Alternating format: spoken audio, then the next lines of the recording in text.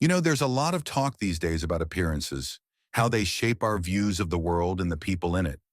But what happens when those snap judgments, those assumptions, come back to bite you? What happens when the person you underestimate turns out to be the very key to everything you thought you wanted? This is a story about a gym owner, a man named Mark, who found himself on the wrong side of one of those judgments. A man who, in a single moment of prejudice, almost lost everything he had spent years building. Mark had always been a hard worker. He'd poured his heart and soul into building Flex Fitness from the ground up. Located in the heart of the city, it wasn't the biggest gym, but it had grown popular, known for its sleek design and top-of-the-line equipment. To Mark, the gym was more than just a business. It was his space, his sanctuary. He had a reputation to maintain, and to him that meant controlling who came in and out. Now, Mark wasn't a bad guy in the traditional sense. He believed he was running his gym with integrity. But deep down, Mark had certain prejudices. He wouldn't have admitted it, not even to himself. He justified it by saying he knew the type of people who fit his gym. The problem was, sometimes those judgments were based on appearances. And in today's world, that's a dangerous thing. It was a busy Tuesday morning. The gym was alive with the sound of treadmills whirring, weights clanking, and music pumping through the speakers. Mark was stationed behind the front desk, watching over the flow of members coming in for their morning workouts. Everything was business as usual until the front door swung open and in walked Jay.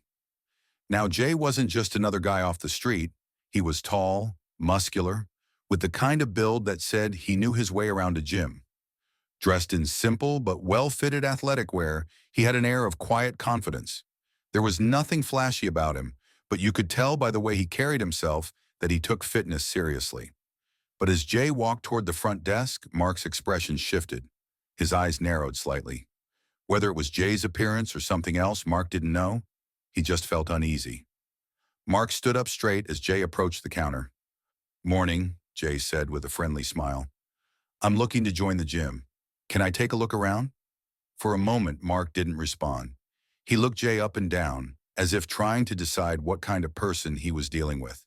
And then, without much thought, Mark said, "We're not accepting new members right now." Jay raised an eyebrow, clearly a little surprised by the response.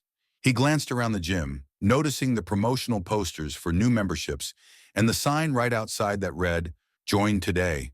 No sign-up fee." "Are you sure?" Jay asked, his tone polite but skeptical. "I saw the sign out front. It says you're taking new members."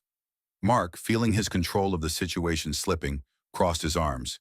"Yeah, well, we're full at the moment. No more space." Jay could have pressed the issue. He could have called out the obvious contradiction, but instead he just smiled again, though this time it didn't quite reach his eyes. "All right, man, no problem." Without another word, Jay turned and walked out the door. Mark watched him leave, feeling a strange sense of relief. He didn't fully understand why he had turned Jay away, but something about the interaction left him feeling like he'd done the right thing. Later that day, Mark was in the office, checking membership records and making sure everything was running smoothly. He kept replaying the earlier interaction in his head. He told himself he had made the right call.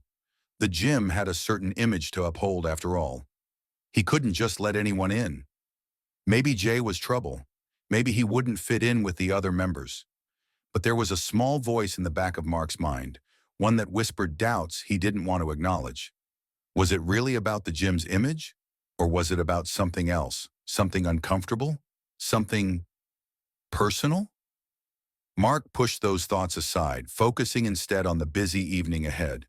The gym was thriving. Membership was up, the equipment was brand new, and they were planning to expand. Everything was fine. That evening, the gym was packed with regulars. Mark was chatting with a few of the personal trainers when Sarah, one of the younger trainers, rushed up to him, looking nervous. "Mark, have you seen this?" she asked, holding up her phone. "What is it?" he asked, already annoyed. Sarah handed over her phone, and on the screen was a video. It was Jay standing outside Flex Fitness, recording himself on his phone. "Hey everyone," Jay's voice said. "So I just came by this gym, Flex Fitness, and wanted to check it out. But apparently they're not accepting new members. Interesting, right? especially when they've got a sign outside saying they are taking new members. Anyway, no big deal. Just thought you all should know. Mark's stomach dropped. He recognized that calm, polite voice. But it was what Sarah said next that made his heart race. Mark, that guy, that's Jay Harris. He's one of the biggest fitness influencers in the country. Millions of followers. He's a huge deal. Mark felt like he'd been hit by a truck. He stared at the screen in disbelief. Jay Harris? One of the most famous fitness influencers in the world? And Mark had just turned him away. No, he'd lied to him. He hadn't just denied him access. He had insulted him. Over the next few hours, the situation spiraled out of control. Jay's video started to go viral. It wasn't just a few people talking about it. Fitness enthusiasts, influencers, and even other gyms were chiming in. Comments flooded in under the video, calling out the obvious racial undertones of the situation. I guess Flex Fitness only wants certain kinds of members, one comment read. Wow, straight up racism, said another. Mark's phone started ringing off the hook. Emails from angry members, concerned sponsors, and even the local news station poured in, all asking the same question. What happened at your gym today? Mark was in full-blown panic mode. His reputation, his gym, was crumbling in real time.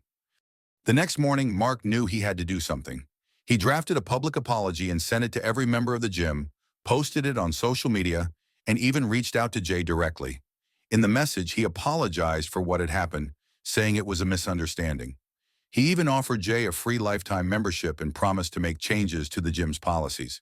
But deep down, Mark knew an apology wasn't going to fix this. He had revealed something about himself, about the kind of person he was, and people weren't going to forget that. Jay responded publicly to the apology with grace, but his message was clear. It's not about me.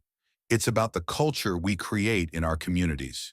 Gyms should be a space where everyone feels welcome. It's not just about what you say after the fact. It's about how you act in the moment. Over the following weeks, the fallout continued. Membership at Flex Fitness plummeted. People didn't want to be associated with a place that was gaining a reputation for exclusion and prejudice. Mark tried everything to salvage his business, discounts, promotions, partnerships, but nothing seemed to work. In the end, Flex Fitness survived, but just barely. Mark lost a significant portion of his clientele and the respect of his peers in the fitness industry. The expansion plans were scrapped, and he had to let several staff members go. Mark had learned a hard lesson, one that went far beyond business. His quick judgment, his prejudice, had cost him more than just money. It had cost him his reputation, his pride, and most importantly, his integrity. Months later, Mark sat in his office looking at an empty gym. He thought back to that day, to Jay's calm smile, to the moment he had dismissed him without a second thought. He wondered what could have been different. If he had just listened, if he had given Jay a chance. It was too late to change the past, but Mark knew he couldn't afford to make the same mistake again. He promised himself that moving forward, he would do better, not just as a gym owner, but as a person. Because in the end, it wasn't just about who walked through his door. It was about how he treated them when they did. I hope you guys like this story. Don't forget to subscribe and click on the bell to not miss any stories. The last thing I want to say is stop racism.